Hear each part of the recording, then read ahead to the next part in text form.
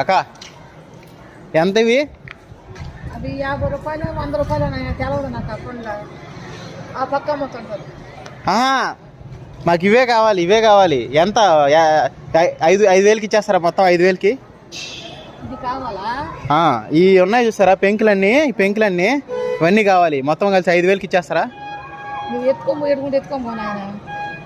ఫ్రీగా ఇస్తారు, అమ్మవారు కదండి. డబ్బులు వద్దు, 10,000 అయినా కానీ డబ్బులు తీసుకోండి.